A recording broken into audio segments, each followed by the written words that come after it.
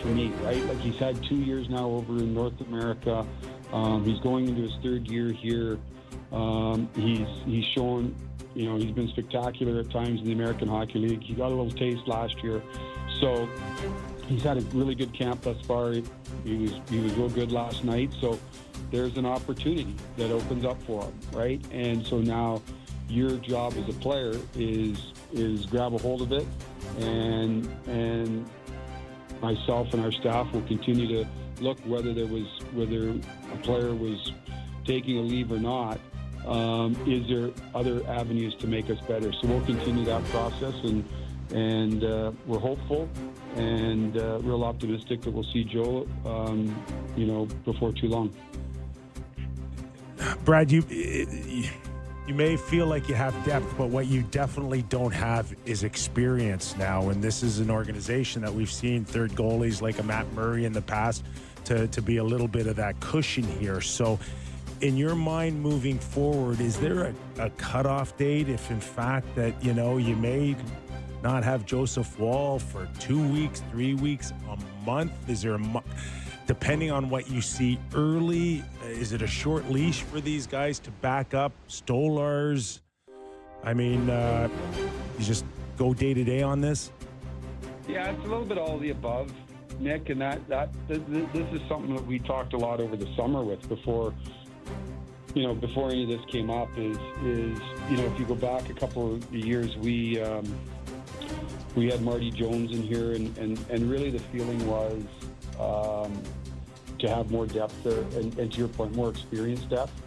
Going to last year, Matt Murray came off double hip surgery. In Dennis's case, he had only had 1 year under his belt there. We had two, if you go back to last year, at this time we had, we were between Joseph and Anthony. There's question marks there on the number of games that they've played. And we wanted just to have a little bit of insurance blanket. And, at some point you have to, you have to have people swim a little bit. You got to take the training wheels off and let them ride. And, that's certainly the case that we're looking at with Dennis right now. Now, that's not to say we continue to look and say, is there other avenues to support us better here, hopefully in the short term, and we'll continue to look at that.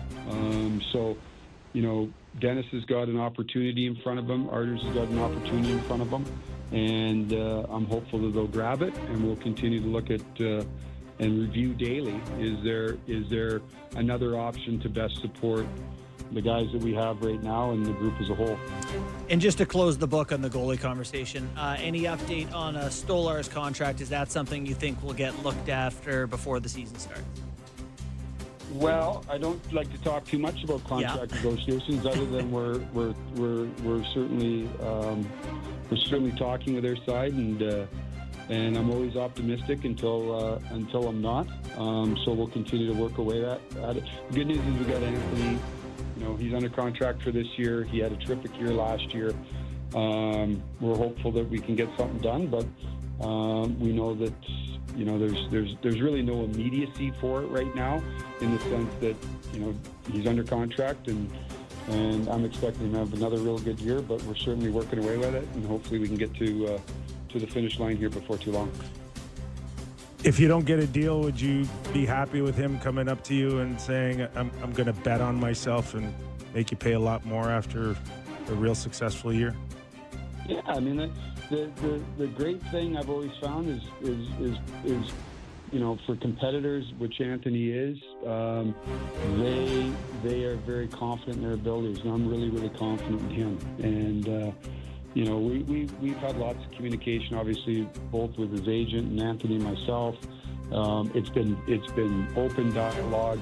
I think we both know where each other's side is, and like I said, I'm confident that we can get something done. But I don't look at it as a dire situation at all. I look at it as he's poised to have a really good year. If we can get something that gets done before the season starts and give us some certainty there, that would be my preference. But if not, I know we're going to have a real motivated player to go out having a really good year. Brad, couple more for you here. Appreciate your time today. Just want to ask you about a new look bottom six this year. You bring in a couple of big bodies in Joshua and Wah. And there's just a lot of bodies right now. You guys have, I would say, more NHL caliber depth players than I can recall the Leafs having. What, I guess, what is that presenting for you as a general manager? Well, it gives you options right now, Justin. It gives you a little bit right now. Nick got banged up a little bit. He was off the ice for a few days, so he skated today. We haven't seen, that's the early part of camp, right? You're trying to get, pairings together and interchange some people. So we haven't necessarily seen, Nick at full strength in game action yet, or where it all sits out. We certainly have some ideas in mind that we've discussed over the summer. But what I think it does is it gives us a little bit of options. And two things. It gives competition. And lots of times in training camp, as you two know, you can pencil in a lot of the names at where they're going to be. And here I think there's some real competition there. And there's different styles of players. We've got lefties, righties. We've got, I like our depth in the middle of the ice. We've got guys that, can play on a power play, can play on a penalty kill. So I think right now it's going to come down to, number one, performance. And then, as I said before, where we can see some fits. I know, Craig is intrigued by, Dakota and Nick as a possible pairing there. You've got size, you've got forechecking ability. And just in the brief little bit we've seen them in camp together, they're two big men that play down, that are hard to handle down low. You've got Nick that he's really intriguing for me as a right-handed centerman.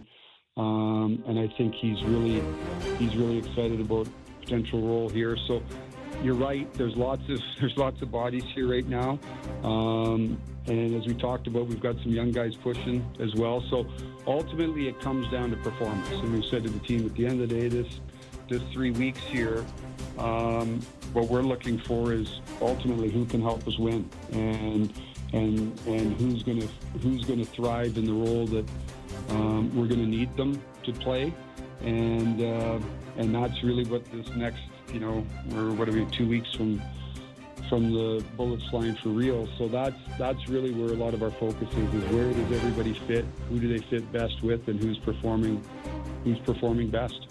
Brad, I got to ask you about the blue line, because the depth has never been better, but the thought is still that Morgan has to be that guy that rises above all. How deep were the conversations all summer with Morgan in terms of him finding that 60, 70 point kind of feel again for him?